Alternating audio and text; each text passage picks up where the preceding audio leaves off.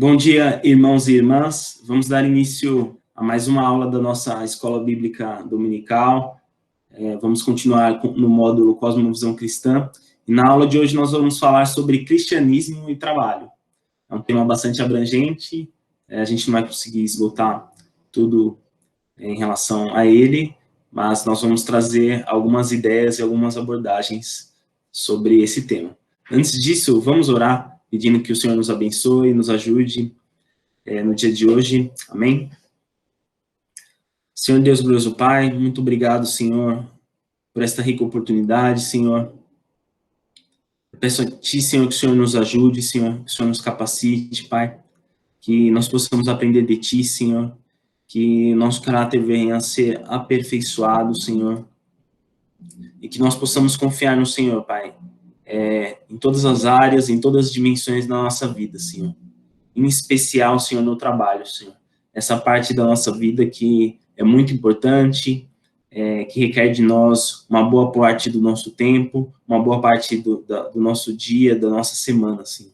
Pai, nos ajuda a compreender, Pai, como melhor realizar essa atividade, Senhor, e como, de alguma forma, Senhor, te glorificar e te servir também por meio dela, Senhor. É o que eu te peço, Senhor, já te agradeço. Em nome de Jesus, teu Filho amado. Amém. Como a gente tem falado durante esse módulo de Cosmovisão Cristã, vamos olhar para o trabalho sob a perspectiva da criação. Então, o trabalho na criação. Quando a gente olha para a narrativa de Gênesis, a gente pode ver que Deus trabalhou 6 dias para criar o mundo, e no 7º dia ele descansou, como está lá em Gênesis capítulo 2, versículos 2 e 3. E havendo Deus terminado no dia 7º a sua obra que fizera, descansou nesse dia de toda a sua obra que tinha feito. E abençoou Deus o dia 7º e o santificou, porque nele descansou de toda a obra que, como Criador, fizera. Quando nós vamos estudar outras religiões, dá uma impressão que as divindades que são adoradas, elas não trabalham como o nosso Deus trabalha. O que eu quero dizer com isso? Que não há de fato um envolvimento, não há de fato um esforço, não há de fato um empenho naquilo que eles estão realizando. Né? Por exemplo, né? Você vê que tem todo um desenrolar das etapas da criação. Quando Deus vai fazer o homem, ele faz o homem do pó da terra e sopra o seu espírito de vida. Então você vê que, de fato, Deus está envolvido, Deus está engajado naquilo que ele está fazendo. Né? Muitas pessoas que não são cristãs podem perguntar: por que Jesus teve que morrer? Né? Por que Deus teve todo esse plano de salvação que foi revelado ao longo da história, ao longo dos anos? Porque, de fato, Deus está interessado na sua criação. Deus realmente ele está envolvido com aquilo que ele criou. Então, ele vai em direção e ele dá o melhor, que é ele mesmo. Então, ele manifesta a melhor coisa que ele poderia manifestar, que, no caso, o seu próprio ser, as suas próprias virtudes, o seu próprio caráter, na pessoa de Jesus. Outro fato interessante é que quando a palavra se faz carne, quando Deus encarna e habita entre nós, Jesus também trabalhou, né? Como nós podemos ver lá em Marcos, capítulo 6, versículo 3, onde o texto dá a entender que Jesus seguia a profissão de seu pai, sendo carpinteiro também. Então, há um empenho, há um esforço, há de fato um envolvimento no trabalho que Deus realiza. E aí, quando a gente vai ver um comentário desse teólogo, o Gordon, sobre o livro de Gênesis, ele vai dizer o seguinte, que nos primeiros capítulos do livro de Gênesis, a gente pode ver Deus trabalhando, e aqui nesse versículo que nós lemos, quando é falado sobre obra, a palavra no hebraico utilizada se refere a um trabalho comum. Né? Seria a mesma palavra utilizada para se referir para o trabalho que nós, seres humanos, realizamos. Então, o que a gente pode extrair disso, dessa visão? A gente pode extrair disso, o que a gente pode extrair é que o trabalho não é o mal necessário que adentrou o mundo mais tarde, né? Então, Deus trabalhou por prazer, por alegria, por ver que o que ele estava fazendo era algo bom.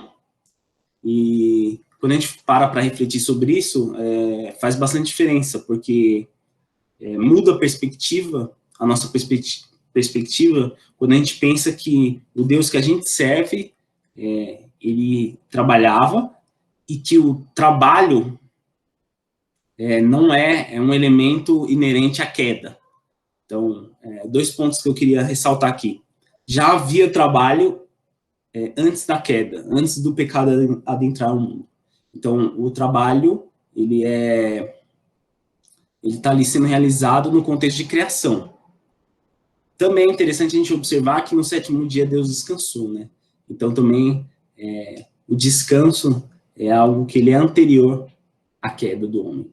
Então, tanto trabalho e descanso são elementos que existem em um mundo em que o propósito de Deus está sendo cumprido de maneira perfeita. Os desígnios de Deus estão sendo cumpridos de modo perfeito. Tudo isso fica bem claro no capítulo de Isaías 64, versículo 4, que diz assim: porque desde a antiguidade não se ouviu, nem com ouvidos se percebeu, nem com os olhos se viu um Deus além de ti que trabalha para aquele que nele espera. Então, Isaías, nesse versículo, a gente pode perceber que ele está trazendo à tona todos esses elementos que a gente viu até agora. Que, de fato, o nosso Deus é um Deus que trabalha, ou seja, é um Deus que atua de maneira objetiva, de maneira eficaz para que um determinado propósito, para que uma determinada situação se concretize, né?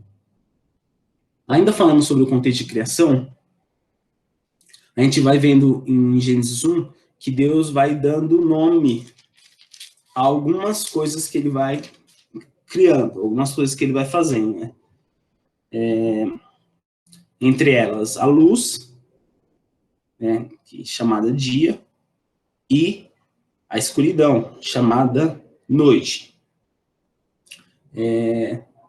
Conforme o processo de criação ele vai acontecendo, lá em Gênesis 2, dos versículos 19 e 20, é possível perceber que Deus convida o homem para participar desse processo, né? E de que forma que ele faz isso, né? Quando a gente vai ver no versículo 19, principalmente. Havendo, pois, o Senhor Deus formado da terra todos os animais do campo e todas as aves dos céus, trouxe-os ao homem para ver como este lhes chamaria. E o nome que o homem desse a todos os seres viventes, esse seria o nome deles. Então é muito interessante como Deus nos chama para sermos coparticipantes da sua obra, coparticipantes do trabalho que ele está realizando. Então, quando a gente vai pensar no modelo de trabalho no Éden, a gente sabe que havia um jardim ali, né? Então, por mais que houvesse uma oferta de recursos, havia alguns trabalhos a serem feitos, né? O exemplo que a gente acabou de citar, sobre dar nome, né, aos animais, e entre outras coisas. Acredito que a manutenção daquele próprio espaço. Então, a gente pode definir que o modelo de trabalho no Éden, ele possui as seguintes características: um serviço para Deus, com rica disponibilidade de recursos, a contemplação do belo e o uso da criatividade. Só que, como a gente sabe, algo aconteceu nesse processo, que é o que a gente chama de queda. Ou seja, o pecado adentrou o coração do homem e houve uma ruptura aí da normalidade, né?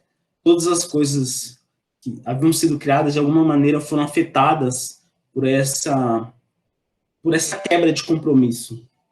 por essa quebra de aliança. E quais são as consequências da queda? Quando a gente vai ver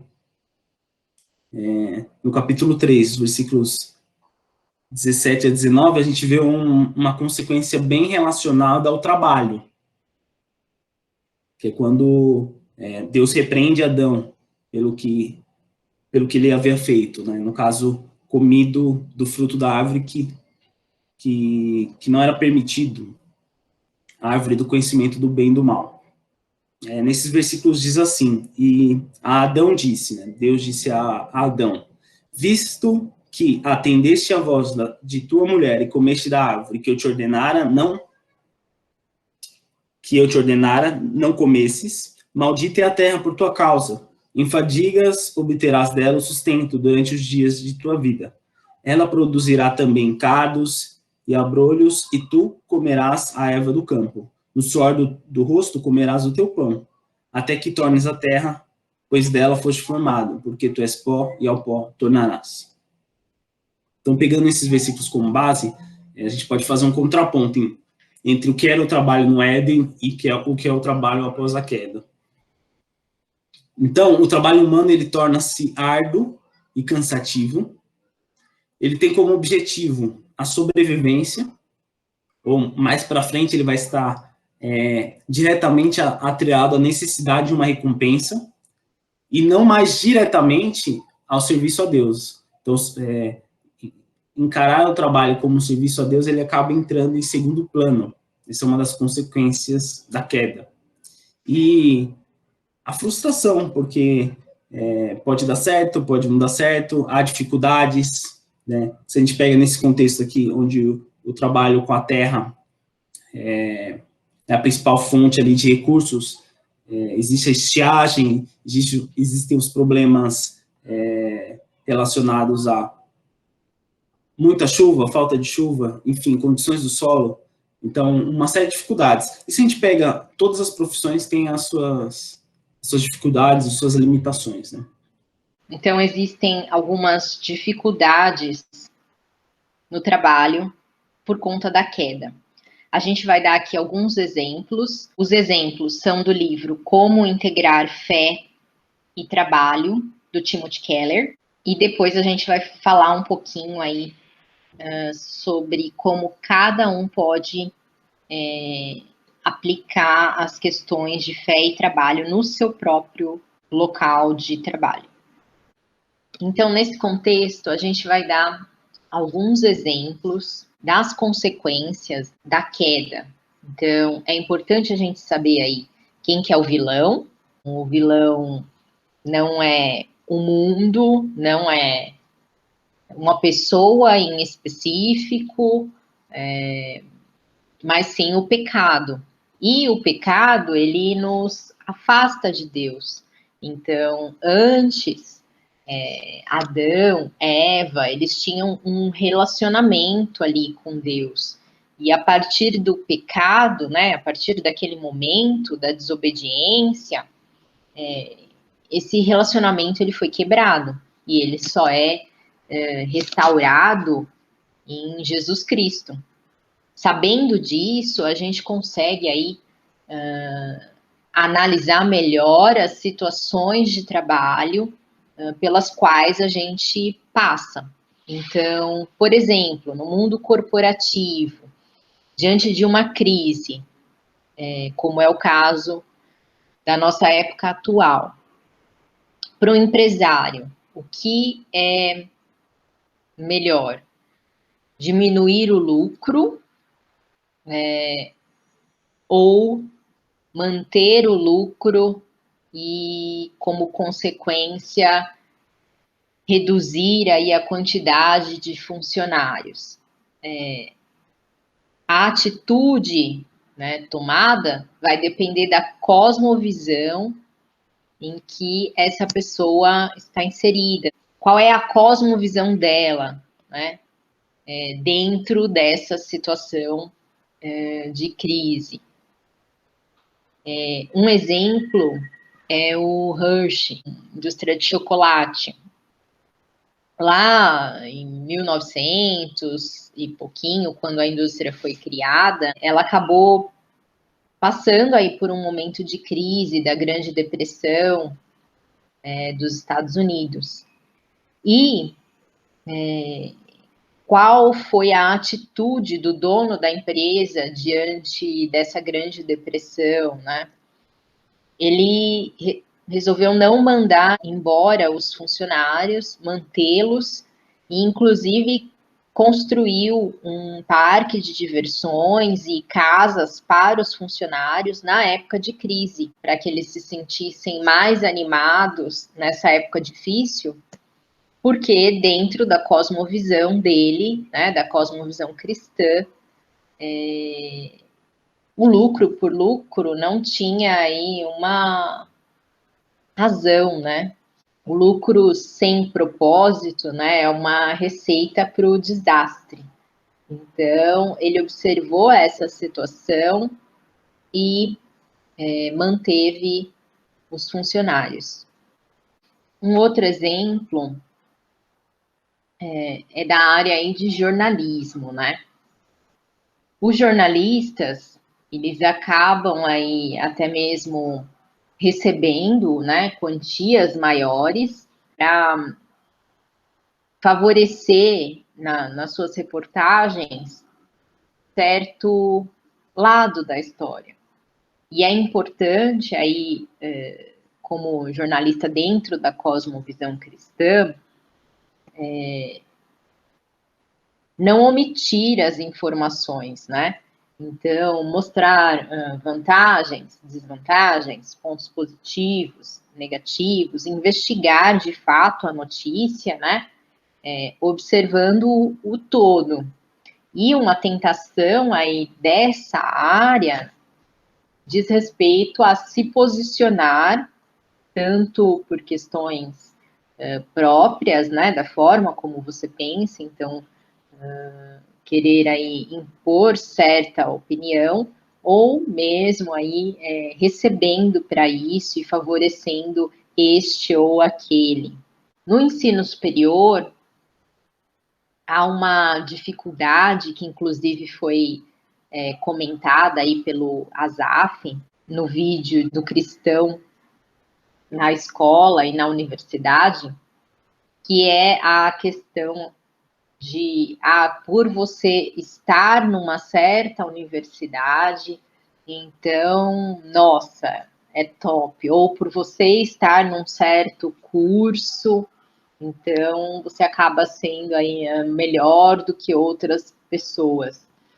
Então tem esse cuidado em relação a se achar, né? A achar que você está lá porque você merece, e não porque assim Deus o permitiu e derramou a sua graça sobre a sua vida. Nas artes, corre-se o risco aí de ter um otimismo exagerado, então mostrar aí que tudo vai bem, tudo vai dar certo.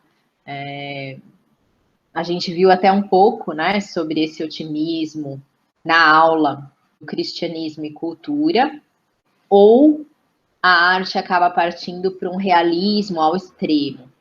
E manter esse equilíbrio, né, envolve aí o que diz respeito à nossa cosmovisão, que é a cosmovisão cristã.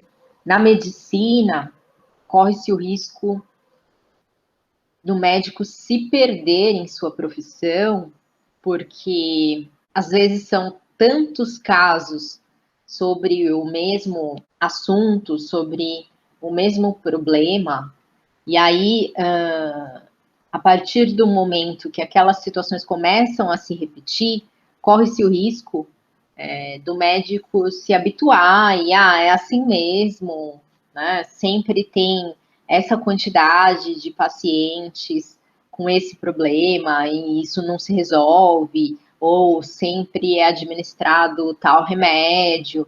Então, você acaba entrando aí em uma rotina e perdendo aí, de certa forma, a humanidade, né? Tratando aquele paciente realmente como um todo. Então dá para fazer bem esse contraponto entre o trabalho previsto antes da queda e depois da queda. Apesar disso, conforme Deus vai revelando a sua vontade por meio da palavra, que é a ideia de revelação progressiva, ou seja, ao longo das escrituras, conforme Deus vai inspirando as pessoas que ele usou a escrever a sua palavra, a gente vai vendo que mesmo no mundo decaído, Deus derrama a graça dele, né? Então Deus derrama misericórdia, Deus é longânimo para com o homem, Deus derrama bondade no coração do homem, ainda que o homem esteja distante dele. E isso a gente chama de graça comum. E essa graça comum, ela atinge a humanidade como um todo. E um dos objetivos da graça comum é que a humanidade ela tenha condições de realizar as atividades necessárias para a manutenção da vida. Ao fazer isso, de alguma maneira, o que a gente expressa, de alguma forma, a gente pode ver, digamos assim, sinais da glória de Deus. A gente pode ver elementos que, de alguma forma, a gente pode detectar atributos de Deus. A gente pode dar um exemplo. Mesmo um médico que não seja cristão, ele é usado para abençoar várias vidas, independente da crença dela, independente se a pessoa teme a Deus ou não, independente se ela tem uma vida de comunhão com Deus. Isso é bom para todos, de uma certa forma, que essa pessoa esteja exercendo essa atividade, inclusive abençoa os próprios filhos de Deus, né? Inclusive abençoa as pessoas que têm essa consciência de colocar a comunhão com Deus em primeiro lugar. Eu citei um exemplo, mas a gente poderia buscar exemplos em todas as áreas. Enfim, a gente poderia pegar N exemplos, N situações para discutir a presença da graça comum de Deus. Ou seja, Deus derrama elementos, atributos do seu caráter sobre toda a humanidade.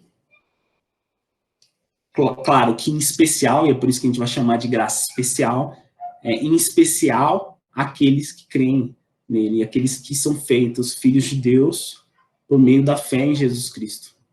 Tem uma questão que diz respeito aí à competência de cada um dentro da sua profissão.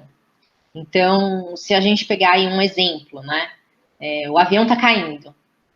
Nesse momento, claro que cada um aí faz a sua oração, mas nesse momento ninguém está interessado em saber se o piloto é cristão ou não, se é da mesma religião que a sua ou não.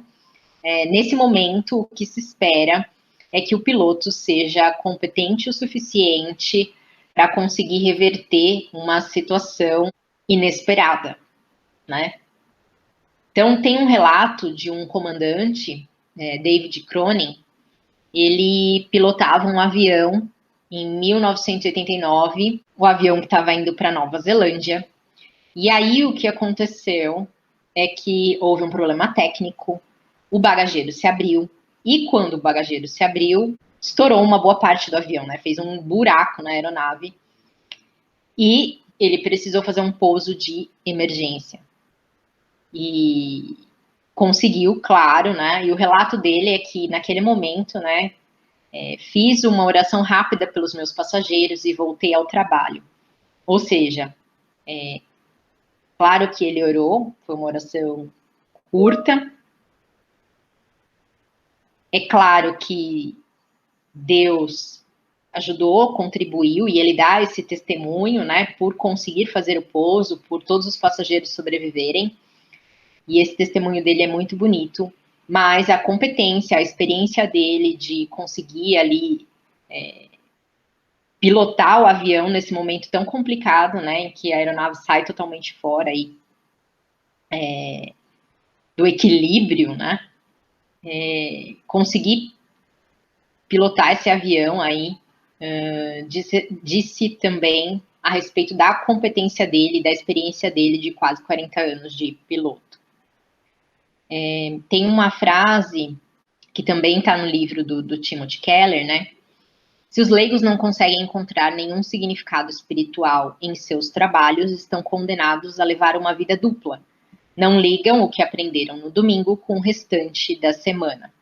E isso é fato. Deus te capacitou para que você exercesse, né, uma determinada profissão e fosse competente naquilo. Então, se eu estou aqui sentada num banco, alguém fez esse banco, né? Então, alguém participou aí do corte da madeira, alguém processou essa madeira em tábuas e alguém de fato fabricou o banco. E assim os demais, né? O sofá, os eletrodomésticos, a roupa que a gente veste, a comida, né? O alimento que a gente come. Tem aí uma porção de profissões envolvidas.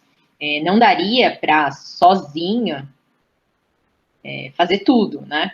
Então, a gente também depende aí do trabalho de outras pessoas e da capacidade dessas pessoas, independente da sua crença ou da sua cosmovisão. Se a gente for lá para trás, para a época de Jesus, como é que fazia quem era míope sem ter os óculos? As mulheres muitas vezes tinham muita vergonha, né? Porque nas questões aí de menstruação se utilizava um pedaço de pano, né? E aí você lavava esse pano no tanque, e, enfim. E a vergonha de todos os rapazes vendo aquela situação, né? Não tinha absorvente. Então, a competência de cada um contribuiu, né? Para o que a gente tem hoje. Claro que ainda há dificuldades, e digamos que as dificuldades mudaram um pouquinho, mas elas ainda existem. Então, tem muitos casos, né, por consequência do trabalho, de depressão, de estresse. Agora, nessa época que a gente tem vivido, né, lembrar aí de orar pelos profissionais de saúde, né, não é fácil, né, você tá o tempo todo, né, naquela situação, muitas pessoas, muitas dificuldades, que Deus capacite aí cada um, dando competência, né, e trabalhando também no coração, para que a mente, né, e o coração de cada um aí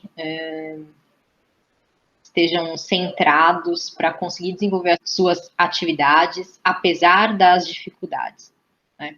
Então, tem uma frase do Calvino: desde que nela você obedeça a seu chamado. Nenhuma tarefa será considerada tão repugnante e vil que não brilhe e seja considerada preciosa aos olhos de Deus. Então, a questão da vocação também no seu trabalho. Então, o Timothy Keller vai falar o seguinte, que o trabalho existe em um mundo sustentado por Deus, mas desorganizado pelo pecado. Então, como a gente viu, os efeitos do pecado, o que eles causam no trabalho? Eles fazem com que o trabalho seja tanto frustrante quanto gratificante, né? Então, há elementos no trabalho de qualquer pessoa que nos deixam felizes, realizados, que a gente vê uma importância, e há também elementos no nosso trabalho quando as coisas não dão certo, ou situações diferentes daquela que foi proposta no início, né? Como a gente viu lá sobre o modelo de trabalho no Éden, né? Então, muitas vezes a gente não tem a disponibilidade de recursos que a gente precisa. Um recurso na nossa sociedade hoje que é caríssimo, é o tempo. Então, às vezes, você tem até vontade de realizar algo no seu trabalho, você tem até condições de fazer, mas o tempo é sempre o mínimo possível, né? Questão do desempenho. Muitas vezes a gente não tem a oportunidade de contemplar aquilo que a gente está fazendo, ou de estar num ambiente onde coisas boas podem ser observadas, e a gente tem liberdade para usar a nossa criatividade. Então, tem N elementos que, de alguma forma, podem tornar o trabalho frustrante. A boa notícia é que, quando a gente vai agora para o conceito de redenção, ou seja, o que seria a redenção? A gente está numa realidade de mundo decaído.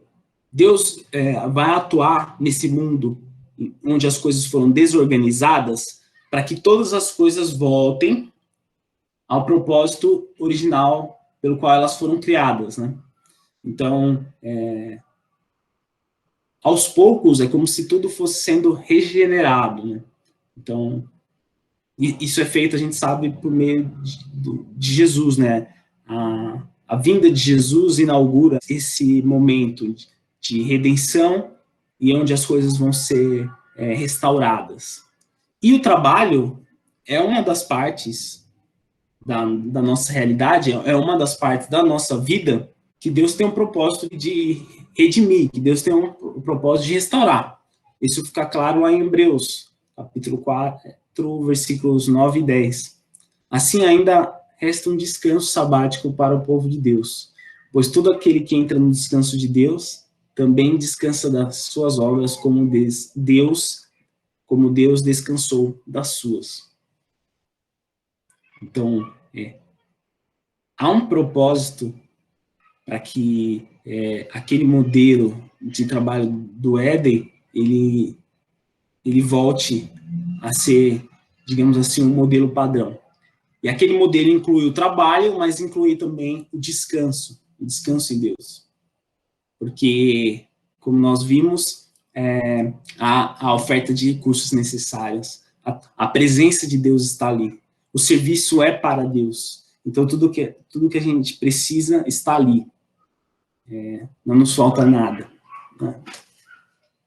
É interessante a gente olhar para o trabalho do povo de Israel no Egito. Né?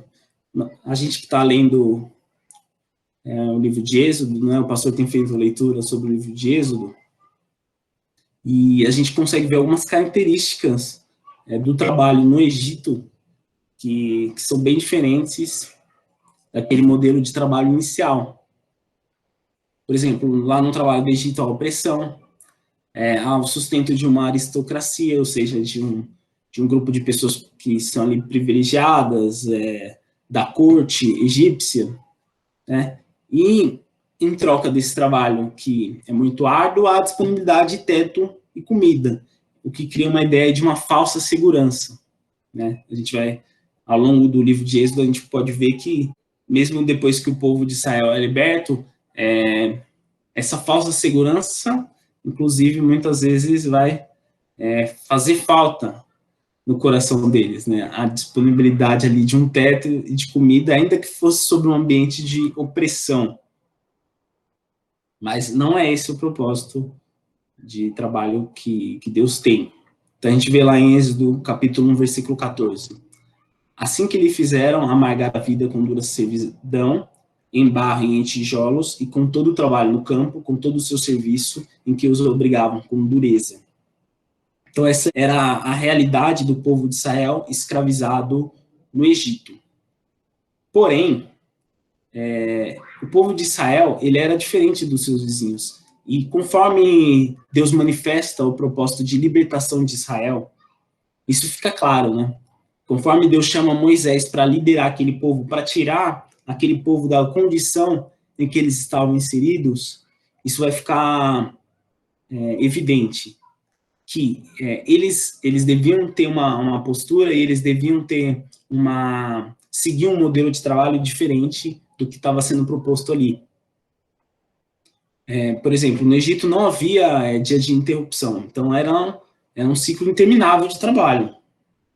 Eles trabalhavam todos os dias, né? E quando Deus usa a vida de Moisés para falar com o faraó que eles pudessem sair e adorar a Deus, essa ideia é recebida com zombaria pelo faraó.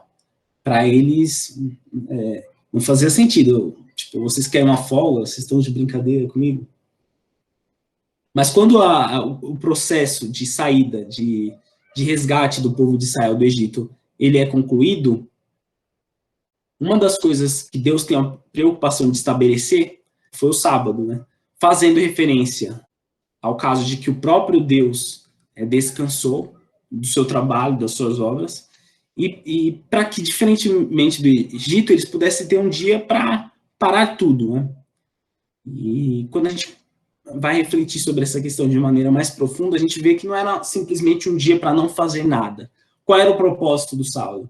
Era um dia para você desfrutar do seu Criador. Assim como o sábado de descanso de Deus foi um dia para Deus desfrutar da sua criação, se relacionar e ver como era bom aquilo que ele criou, para que o povo de Israel pudesse também parar e contemplar a beleza do seu Criador. O como é bom servir a esse Deus. E refletir sobre tudo aquilo que Deus tem fornecido para nós, para que eles pudessem ter uma vida plena, uma vida completa. Então, nesse sentido, o sábado ele proclama não só a dependência dos israelitas de Javé, ou seja, do seu Deus, como também dependência deles de outros povos e poderes. O trabalho em Eclesiastes. O livro da Bíblia em que a palavra trabalho aparece mais vezes é o livro de Eclesiastes. E ele começa já com uma indagação. O que o homem ganha com todo o seu trabalho, em que tanto se esforça debaixo do sol? Frases como essa vão aparecer em diversos momentos no livro de Eclesiastes. O sábio que escreve o livro, né, que é um mestre de sabedoria, ele se aplica a investigar a vida humana. Então, ele quer entender qual é o valor do trabalho, qual é o valor do conhecimento, da sabedoria, qual é o valor de se acumular muitos bens e riquezas. E alguém que lê o livro de Eclesiastes de maneira muito rápida pode chegar à conclusão de que o autor está dizendo que, no final, tudo passa e não há muito sentido na vida. Mas não é bem isso que o autor de Eclesiastes quer dizer. O que o autor de Eclesiastes quer dizer é que, por mais importantes ou por mais boas que sejam as diferentes dimensões da nossa vida, por exemplo, o trabalho, realizações, o amor, o prazer, o conhecimento, a sabedoria, a prosperidade, se você baseia a sua vida apenas em nenhuma dessas realidades, o que isso irá acarretar de fato é apenas ansiedade e demonstrar o quão a nossa existência é frágil. Ao final, o autor vai concluir que todas essas realidades não são suficientes para atribuir sentido e propósito à vida, pois há uma dimensão que é essencial a todas as demais, no caso, o temor a Deus. Em Eclesiastes capítulo 2, versículos 24 e 25, diz assim: nada há melhor para o homem do que comer, beber e fazer que a sua alma goze o bem do seu trabalho. No entanto, vi também que isto vem da mão de Deus, pois separado deste, quem pode comer ou quem pode alegrar-se?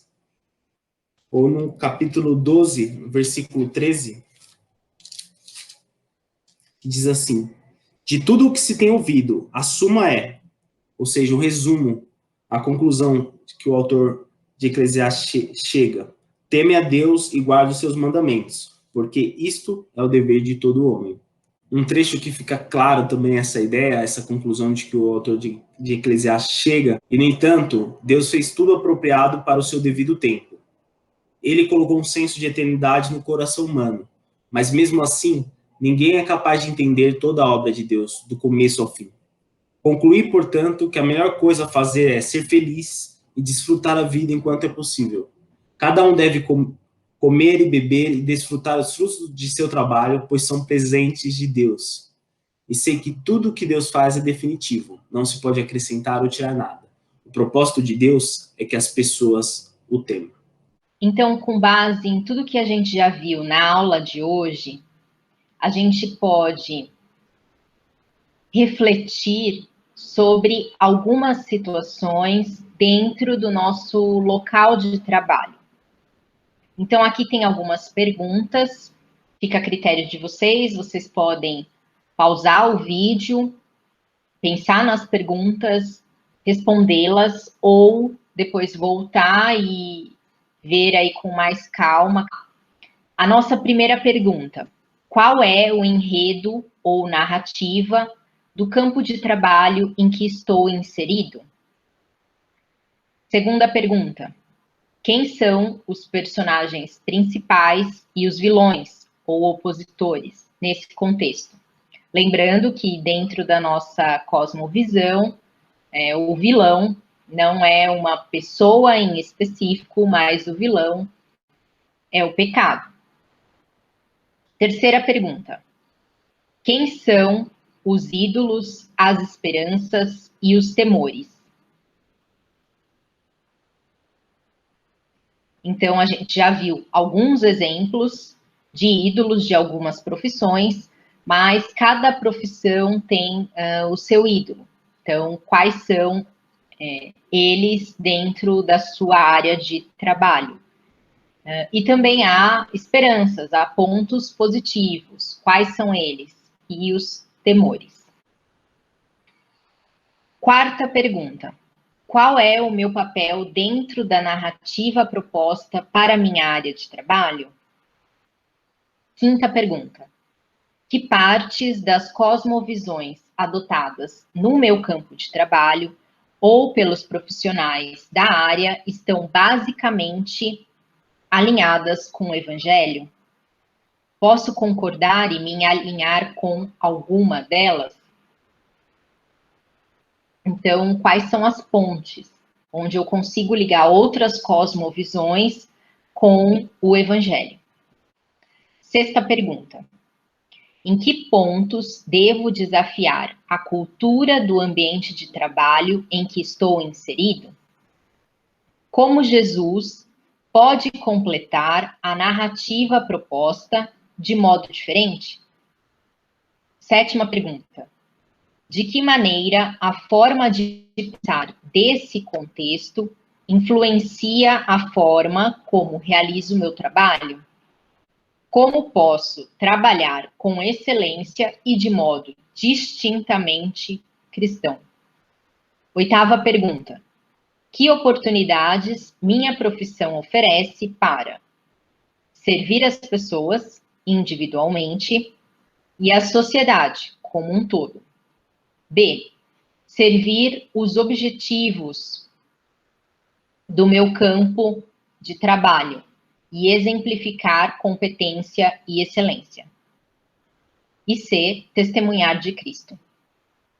Então, essas são algumas perguntas para todo cristão fazer a respeito do seu trabalho. Então é isso, essa primeira parte da aula Cristianismo e Trabalho chegou ao fim. Eu desejo aos irmãos um ótimo domingo e nós nos vemos na semana que vem, se Deus quiser, dando continuidade a esse tema. Um abraço, fiquem com Deus.